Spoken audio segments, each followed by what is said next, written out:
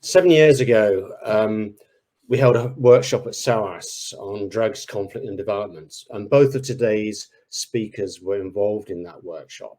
And this was a seminal event because it was a launching pad for our thinking and ideas that led to this GCRF project. So I think it's particularly appropriate today that both Pat and Teo are speaking in this session. And I personally have learned a huge amount from their work and their writing over the years.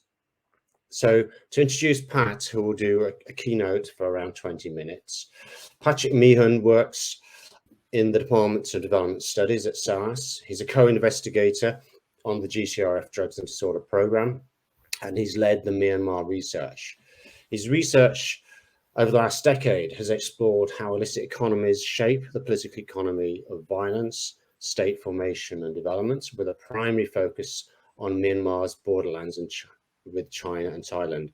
And it's important to note here that Pat has really been a key member of the GCRF team, and I've collaborated with him now for many years on questions to do with drugs and borderlands. Before we start, Pat, I also want to introduce Dr. Teo Ballvé, who I'm also delighted to have on the panel today. He will be giving a 10-minute set of reflections after Pat's keynote as a discussant. Now, Teo is an assistant professor of peace and conflict studies and geography at Colgate University in New York, and his research focuses on the political ecology of violence and development, predominantly in Latin America. His recent book, which I strongly recommend, The Frontier Effect, State Formation and Violence in Colombia, focuses on the entanglements between guerrillas, paramilitaries, illicit economies, development programs, and the state in the frontier region of Urabá. The book and his writing in general has been a very important source of inspiration for our project. So welcome to both speakers. I'm now going to hand over to Pat, and then, as I said, Teo will come in as a discussant. Over to you, Pat. Brilliant. Thank you, Jonathan. And next slide. So, and one more, yeah, that's great. A focus on borderland regions has been at the heart of the GCRF Drugs and Disorder Programme. Across all three countries where we work, our research has concentrated on areas at the margins of the state. In part, this focus reflects the fact that borderland regions have become major sites of illegal drug production and important hubs in transnational drug economies. They also often remain hotspots of conflict even after national peace agreements. However, our focus on borderlands also reflects a deeper emphasis on the importance of these regions in shaping wider processes of development and change. Next slide. In the GCRF programme, this borderland perspective has been underpinned by three core concerns. The first of these is the need to focus on the influential role that borderlands play in wider processes of development and state formation. Although borderlands can often appear as geographically marginal on maps and when viewed from national capitals, they are often sites of intense political contestation and social, economic and environmental change that can play a hugely influential role in shaping how states and markets function. So far from being lagging regions, they're often at the forefront of political and economic change and can therefore provide a critical vantage point for reflecting on wider processes of development. A second core concern in our project is a commitment to rigorous, in-depth research on borderland regions in their own right, rather than merely viewing them as passive receptors of policies and influences that emanate from state centres. And this approach has been rooted in sustained fieldwork, establishing meaningful research partnerships, and engaging with marginalised voices as a way to escape a state-centric gaze that often portrays these regions as marginal.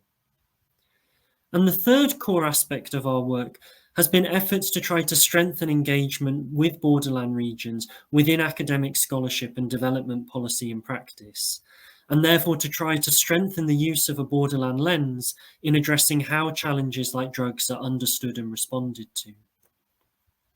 So in order to illustrate the importance of a borderland perspective today, I want to begin by offering some brief reflections on the area of the world that I know best, which is Myanmar's borderlands with China, India and Thailand, and that have been a key area of the GCRF project. Next slide.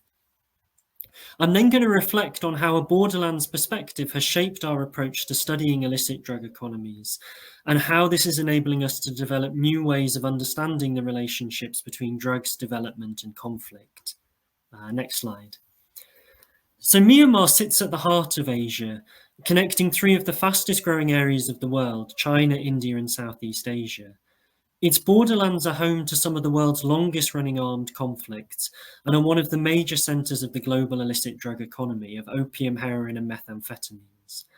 And there's no time today to provide a detailed history of these borderland areas. Rather, I want to draw out a few key issues that can help to illuminate why borderlands offer such an important vantage point for exploring processes of development and change, and some of the gaps in current policy and practice that we're trying to address in this research project. So the first of these is the need to challenge what we've called in this project methodological nationalism. Next slide. So by this, I mean the tendency to view the world as carved up into clearly delineated territories and to assume that the nation state is the natural social and political form of the modern world.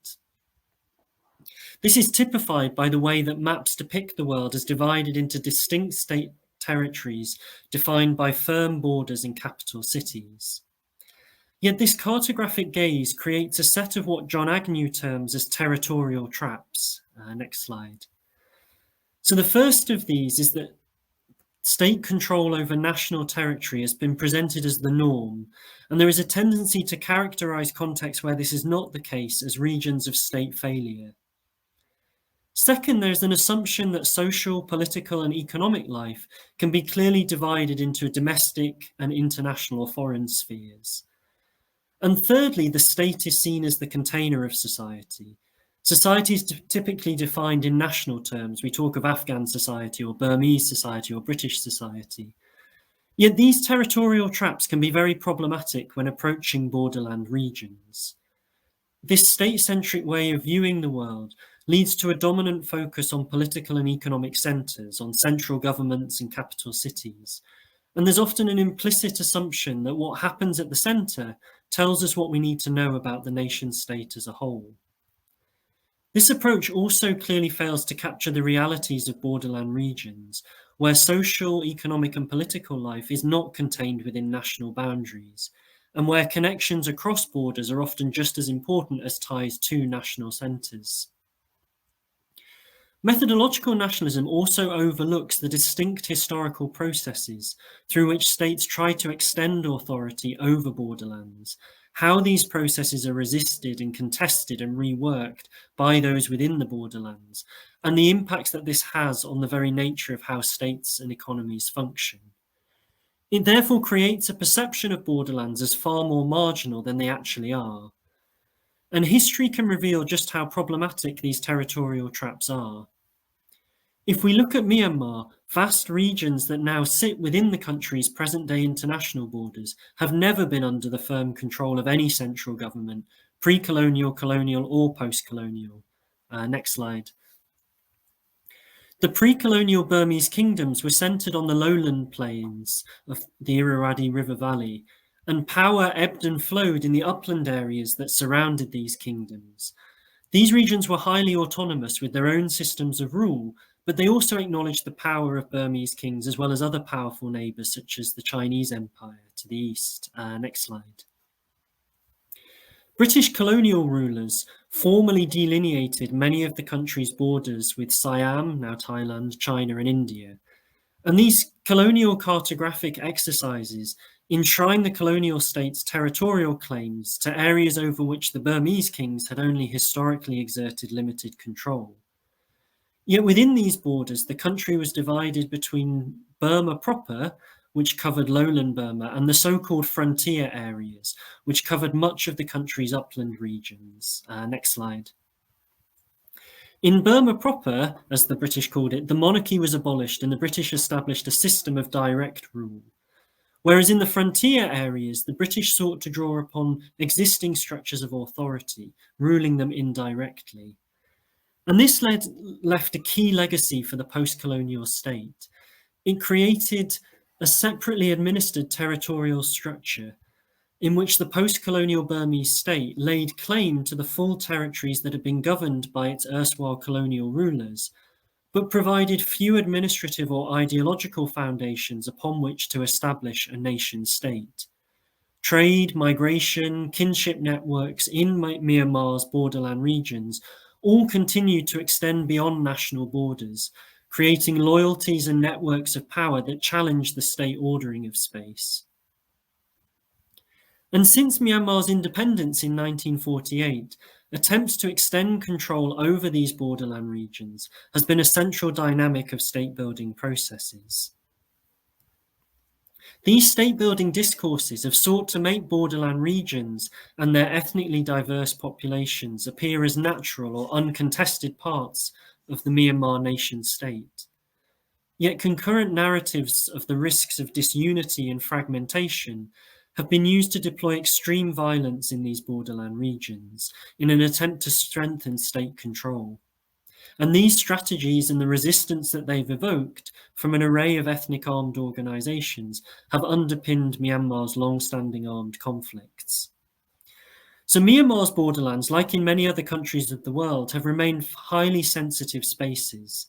And far from being marginal, the concerns in these areas have shaped the very nature of the Myanmar state in many ways. Next slide, please. The military's dominance over the country's political system, which is very topical now in light of the recent military coup, is a direct legacy of efforts by the central government to secure control over the country's restive borderlands in the decades after independence, and the way that this empowered and channeled investment into the military over civilian administration. Next slide.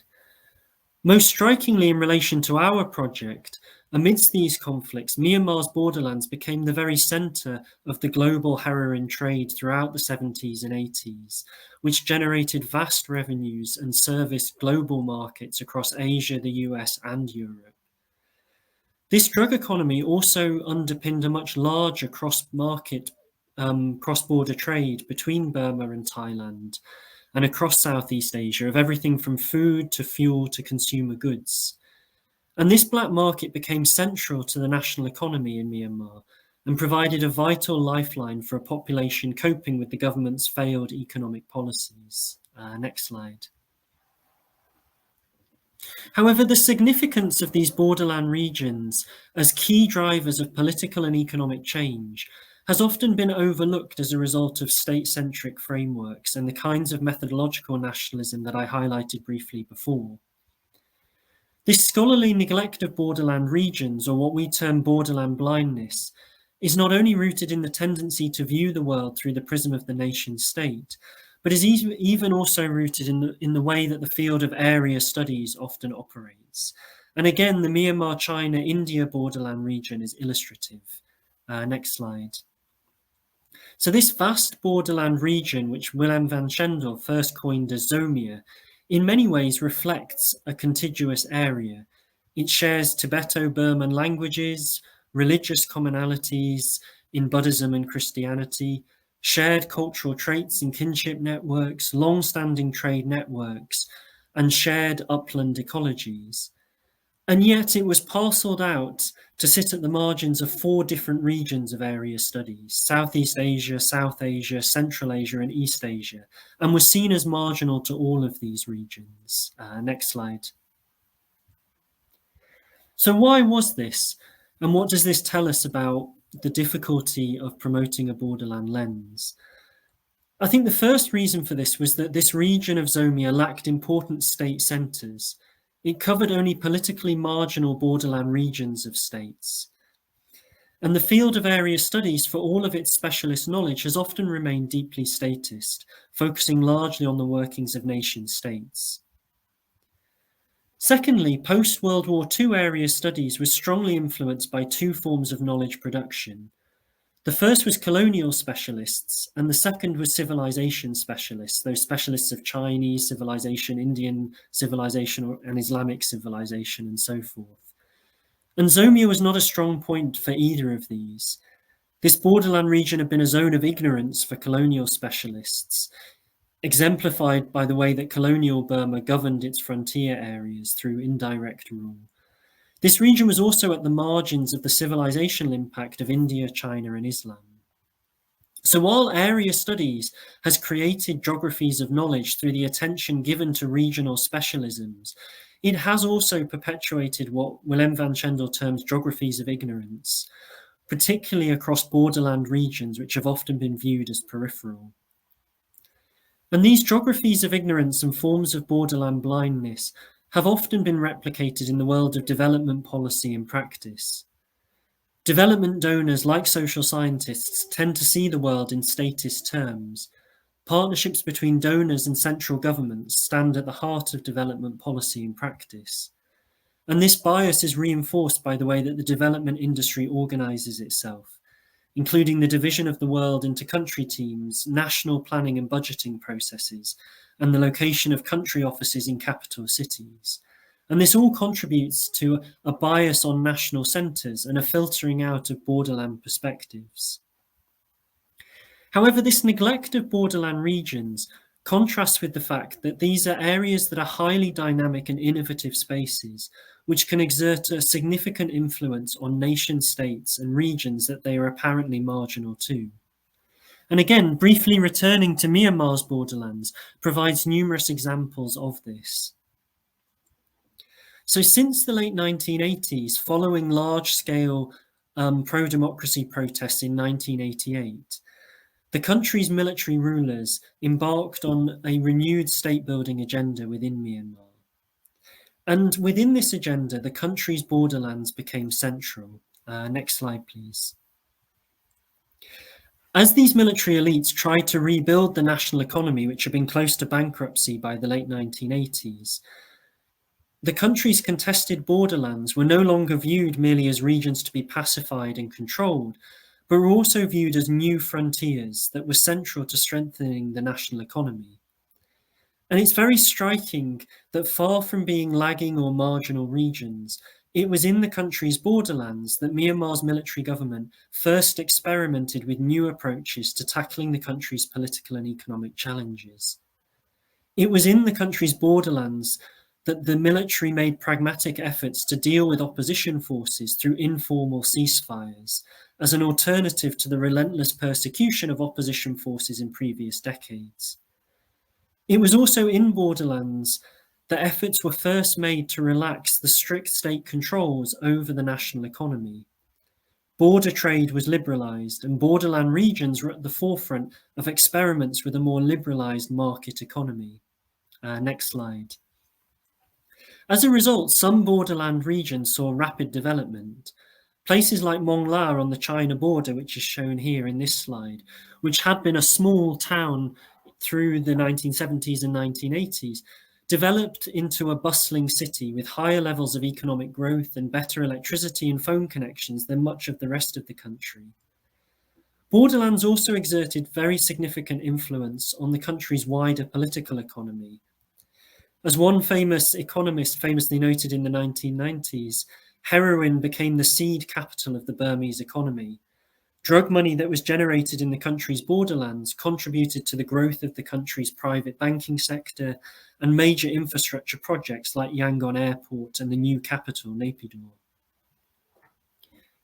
Furthermore, the political and economic reforms that took place in Myanmar over the past decade before the recent military coup can only be understood by placing them in the context of the country's borderlands. Border trade and resource extraction have placed the national economy on a much stronger footing. And the consolidation of military control over these restive borderland regions led many military elites to believe they were in a strong enough position to manage a limited political transition. And China's growing influence over Myanmar's national economy also pressed military elites to seek rapprochement with the West as a counterbalance. So far from being marginal, Myanmar's borderlands were constitutive of major political and economic changes at the centre. And perhaps most strikingly of all, these borderland regions also provided a warning for the trajectory of Myanmar's transition. At the same time as the country was opening up, democratising and welcoming a procession of foreign leaders, proclaiming that the country was the next liberal market democracy success story, the country's borderlands after 2010 faced renewed crisis. Ceasefires broke down and some of the worst fighting for more than 25 years ensued. Next slide. Many borderland populations have become disillusioned with promises of peace, development, and reform. For the past 25 years, this had been experienced in the form of increased militarization, land dispossession, environmental destruction from resource extraction, worsening drug issues, and growing inequality, as wealth was hoarded by military business elites. So once again, the country's borderlands provided a privileged vantage point for understanding the workings of the state and Myanmar's emerging crony capitalist economy. And while few had predicted the military coup that took place a year ago, the experiences of transition in the country's borderlands provided stark warning signs. Next slide. So out of these very brief set of reflections on Myanmar's borderlands, I now want to return to some of the key issues that encapsulate the borderland perspective that has underpinned the GCRF programme. So the first of these is the importance of understanding borderlands as zones of innovation and dynamism and key laboratories of political and economic change. Far from being regions that have been left behind, borderlands are frequently on the cutting edge of new innovations, of political experimentation, and accelerated forms of capital accumulation. A key part of our work on this project has been to integrate the literatures and vocabularies on borderlands and frontiers. Borderlands classically understood as zones straddling an international border, whilst frontiers are seen as zones of unpredictability and friction, where existing social structures and systems of rule are being challenged and eroded, but where formal state institutions remain weakly embedded. The limited extension of state laws and regulatory frameworks into contested borderlands, particularly in relation to land and resource rights, can create distinct frontiers for rapid processes of primitive accumulation, often through violence that may not be possible elsewhere, and can provide the finance for wider forms of development and state formation. Second, we draw attention to the role that the state margins play in shaping the trajectory of state building and development processes more broadly within countries and wider regions. State margins are often regions of intense interconnectivity. They are linked into national and global circuits of commodities, capital, and investment. And centres may become shaped by or even dependent on processes of resource extraction and development in these borderlands, as I've inferred through the Myanmar case. Borderlands can generate distinct forms of capital accumulation through the profits made from capitalising on difference between regulatory regimes on both sides of the border. And long-standing illegal activities and smuggling can generate large volumes of unregulated illicit capital. So studying the margins can tell us important things about the centre, or to put it another way, the character of the whole can be illuminated by attention to its edges. And finally, our work also emphasises the importance of how centres and margins co-produce each other. The margins are not simply reflective of power relations at the centre, they are frequently constitutive of these power relations. For example, large-scale capital accumulation in borderland regions, often rooted in war economies, illegal activities, and new resource frontiers, can play a critical role in driving real estate speculation, large-scale urban investments and redevelopment that have also been associated with new frontiers of dispossession and precarity in urban centres. Next slide. So to finish off, I now want to reflect finally on how this borderland perspective also raises important and challenging questions regarding violence and drugs in borderland regions, which have been at the heart of the GCRF programme. First, it emphasises the importance of studying drug economies in relation to wider processes of development, not simply as exemplars of marginality, war economies, and state failure. A borderland perspective challenges the tendency to frame illegal drug economies as indicative of political and economic marginalisation, or as resulting from a lack of development or a lack of markets and state presence.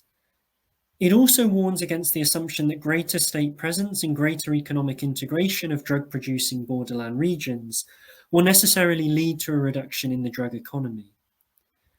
Understanding borderlands as dynamic and as agentic spaces focuses attention on how drugs can become embedded in the very DNA of how states and markets function.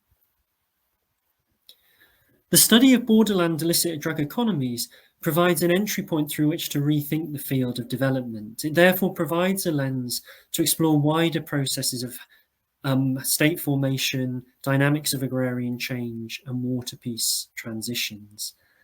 So just my final point, because I realize I'm running out of time here. So a focus on the way in which centres and borderlands are closely interconnected also emphasises the need to understand why drug economies, violence and poverty have become entrenched in the borderland regions we were exploring. It suggests that maintaining borderlands as licit and liminal spaces can serve to empower political and economic elites in metropolitan hubs, but in ways that continue to work to the disadvantage of borderland populations. This emphasises the need to radically rethink the drivers of illicit drug economies. Moving beyond an analytic of remoteness and marginality, it instead focuses on how connectivity and circulation can drive drug economies in the margins. It emphasises how drugs can be integral to development processes rather than being residual to them. And this has underpinned the work that we've been presenting over the course of this 3-day conference, and we hope will inspire new insights onto drug issues in Afghanistan, Colombia, and Myanmar. And I'll finish there, and I'll pass over to Teo, who's now going to offer a few reflections of his own. Thank you.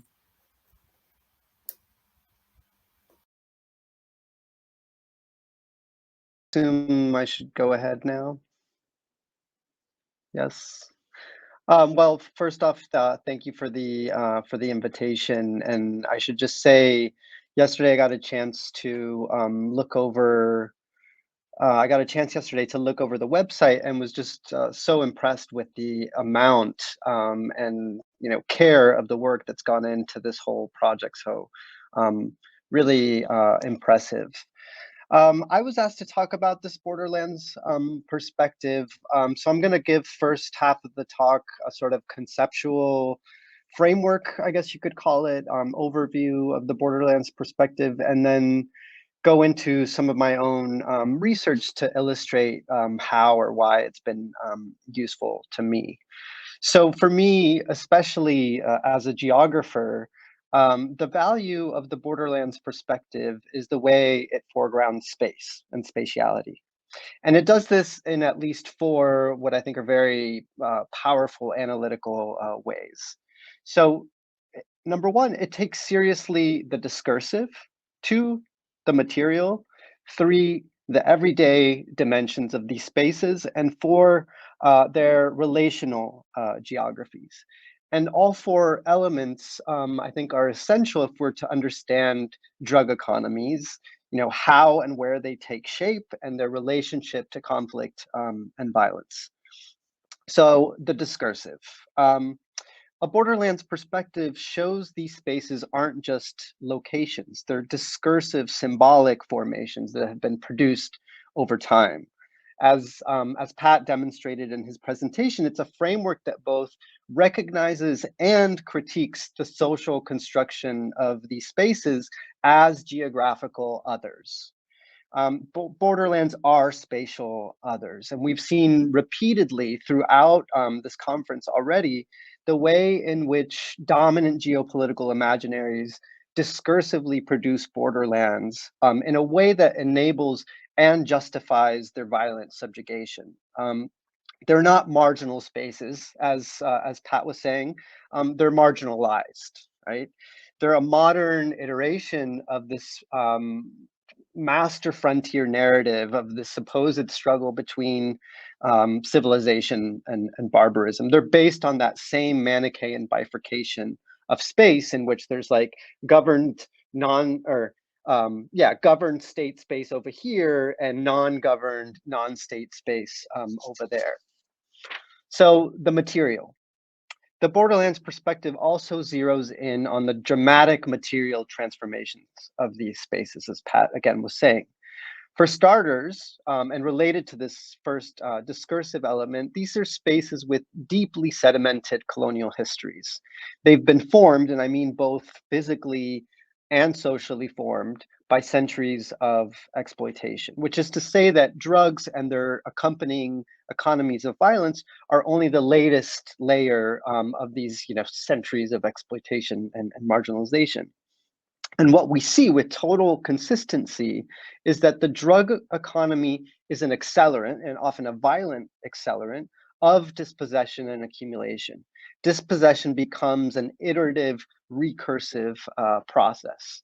And accumulation in general even becomes almost a spectacle. I'm thinking of like the narco mansions or pallets of cash that have been seized by authorities. And I also remember stories from a colleague working in Honduras in which this indigenous village with dirt roads was all of a sudden overrun with like speed bikes and people like racing down the road, like popping wheelies. So that kind of a spectacle.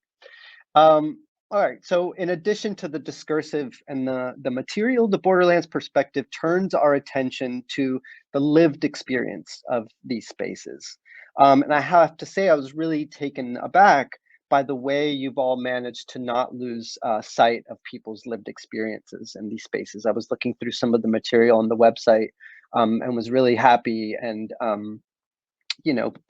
pleased to see how much attention there has been to that, because considering the scale of these violent, structural geopolitical forces we're all studying, it would be easy to lose sight of the simple fact that these are spaces with real people, with real lives. But no, I mean, these lived experiences are not being abstracted away in this perspective. There's a lot of heartbreaking stories, but there's also a lot of hope and a lot of resistance. And privileging these sources isn't just about being more inclusive of voices. It's important because attention to these seemingly small details of everyday subjective experience can help us answer big questions about drugs, conflict, and development. The fourth piece here, the relational geographies, and I think Pat's presentation illustrated this really beautifully, and that's that a borderland perspective is an analytical framework that takes relational geographies as its point of departure, right? So on the one hand, that's because every borderland is a border of something, right? And it also, because it assumes there's like a beyond, it's like, as Pat was saying, a sort of liminal space, an in-between. But what I have more in mind, and again, Pat showed this too, is the way in which these spaces are socially produced through relationships to multiply scaled processes and forces. So borderlands aren't these hermetically sealed containers. No, what's happening over there is related to what's happening over here, whether you think of that as the center or some other space. So borderlands are these rich sites of teleconnections between those forces at work at multiple scales and bring these really into very stark relief and almost like in real time. So our task then becomes for us to understand the precise set of forces, processes, events, etc., that had to converge like just so to produce these spaces in the way that that they are. And then there's another aspect of relational geographies that I'm really curious about. And as far as from what I have read, and obviously there's a lot this project has produced that I haven't read. But one thing I'm really curious, and I think it would be a shame to leave out of the drugs and disorder project, given this sort of comparative potential that it has. And that's big. It's like, it's one thing to compare national or regional cases as distinct or discrete cases. But what I'm really curious about is the relationships between these cases. So a sort of relational comparison. So for instance, how have counterinsurgency campaigns in Afghanistan, Burma, and Colombia learned from each other? Or how have alternative development schemes traveled from place to place? Could the traffic of practices, personnel, strategies of crop substitution teach us something new about these projects? So I'm curious about those, those interconnections between these different cases. So just to sum up that framework I've just laid out, this borderland perspective brings into focus the discursive, material, and lived dimensions of these spaces and their relational geographies, both across scales, national, local, regional, etc., and between sites, Afghanistan, Colombia, Burma, etc. So just to say, whether you like it or not, I think you're all geographers. So welcome to the club. Shifting gears, so broad strokes, how has this perspective enabled my own research? I do take, I think, what you could call a borderland perspective, but I do this more through the concept of frontiers, because in my own research site, the main dynamic doesn't really revolve around borders per se, even though I know that's not, the borderland perspective is not limited to that sort of a context. But one thing that always struck me, that is, if you go to any war-torn part of Colombia and ask almost anyone why it's faced such tremendous violence for so long, they'll tell you almost without fail that it's because of the absence of the state. Verbatim, la ausencia del Estado. And this came out in a lot of the presentations yesterday as well. And it's kind of shocking because they won't mention things like crushing income inequality and poverty, the feudal scale concentration of land, or eons of political exclusion. No, according to most people, the real problem in these hotspots of violence is the absence of the state. And of course, this isn't just in Colombia. It's one of modernity's founding and most enduring myths, this idea that the state saved us, as Hobbes put it, from a life that would otherwise be nasty, brutish, and short. On a kind of common sense level, yeah, okay, this is true. These are places where the rule of law is contested, centralized political authority is challenged, economic relations are wrought by violence and illegality. And the region of Colombia where I work, Urabá, is often held up as exhibit A of this Hobbesian explanation of violence. So I'm critical of this discourse about the region being stateless because it glosses over the actual persistence of all kinds of governmental institutions and practices. But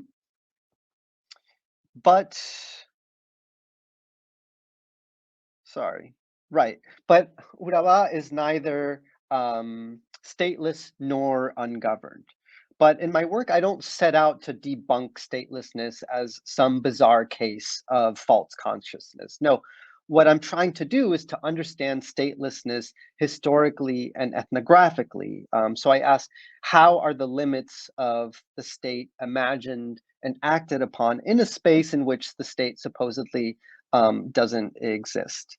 And what I show is that this presumed absence of the state ends up thrusting all kinds of actors into the business of state formation. Okay, I thought I had until 45 after, but I'm getting messages here that this is until 40 after. So I guess I'll just very abruptly end there. And just, I guess, close by saying that yeah, those lived dimensions of space, the material dimensions, the discursive dimensions have been my sort of lens for looking very critically at the way in which the